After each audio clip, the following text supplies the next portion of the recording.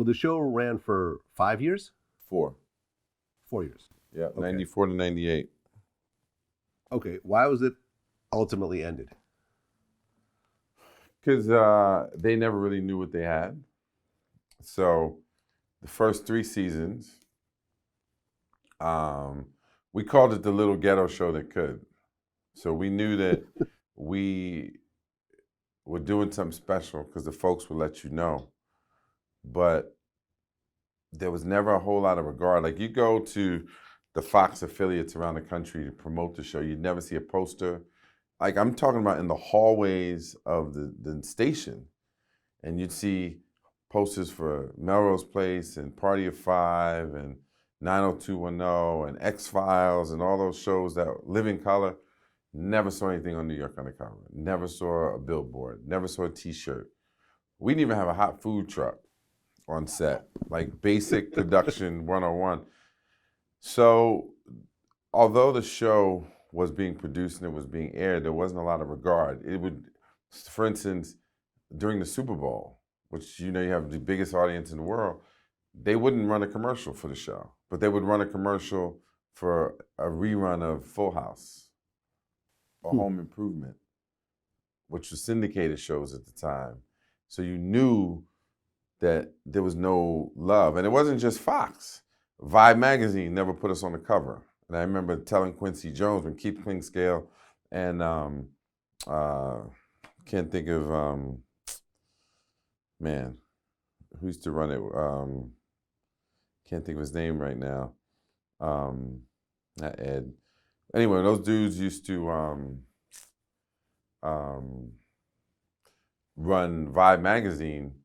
We're fighting like, yo, dude, this is the hottest thing in the community. Like, all the artists in your magazine are on our show. Why aren't we on the cover? So Jet magazine would not list like TV shows to watch in the back of it. And there weren't a lot of publications that were appropriate to, urban publications, that were appropriate at the time. So. Yeah, I mean, this is before the internet. Yeah. Just straight up before any web browsers or anything of that sort. This is very early on. So you needed the traditional media or else it wasn't going to happen. Right. Okay. So you go and do that show, but then you continue to keep getting roles in both movies and TV shows. Like you're in Copland, you're in Soul Food, you're in Ride, and then like on TV, you're all over the place also.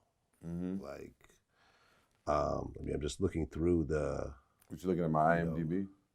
Yeah. I mean, Law and Order, Trinity, Bull, Kingpin, Twilight Zone. Like you just kept getting roles. What do you think was really the key for you to stay as a working Black male actor, which is not a very easy job to have in this industry? Yeah, man. I attribute all of my success to being of service and not making it about me. I think as an actor, you can be very selfish and think that it's about you. But the roles that I've had the opportunity to play have all been something that, a lot of times I'm the only Black dude in something. And it's interesting because, like, from an urban side, like, for most folks that look like me, it was New York Undercover. Half the stuff you just mentioned, folks didn't even realize I did it because they weren't checking for it. And, but even in that capacity, you're always looking and being thoughtful about what are you representing and why. And so I have a responsibility to portray a certain type of character with a certain amount of humanity and vulnerability. And so through the work itself, that's the stuff that translates and people feel you. And so aside from the craft of acting, or within the craft of acting, there's a very intentional approach to, you're gonna feel me and you're gonna feel my humanity because I represent a whole bunch of other people that look like me. So that's always been important, number one. But just the work in the community, I have never stopped my work. You know, when the first season of New York Undercover, we worked 10 months. I did 22 personal appearances. And my mother used to say, you know, you'll go to the opening of a bodega. I'm like, yeah, because I felt I had a responsibility. Before Cool Runnings, I was working in 13 high schools in New York. I was running the City Kids Foundation, and I'm working in Spofford Youth Detention, and I work in Rikers Island High School. And so for me, that's why the Nipsey piece for me, back to that, man, you know, what he's doing shouldn't be an anomaly. Every body of means, and means doesn't always mean a lot of money, you know, like in the space between doing Cool Runnings and New York Undercover, I actually went back to my job working at City Kids. At the time, we had a Saturday morning show with the Muppets, and I was a co-musical director for that show.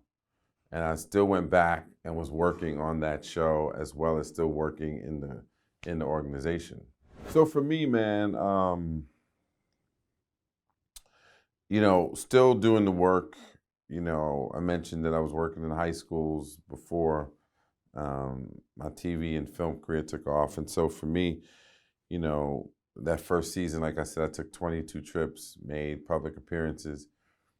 That's been just as important, if not more important, than the work itself. Because for me, the only reason to do the work is to say something that matters. So there's a whole lot of stuff you won't see me in just because it's fun and silly. I have no interest in doing that.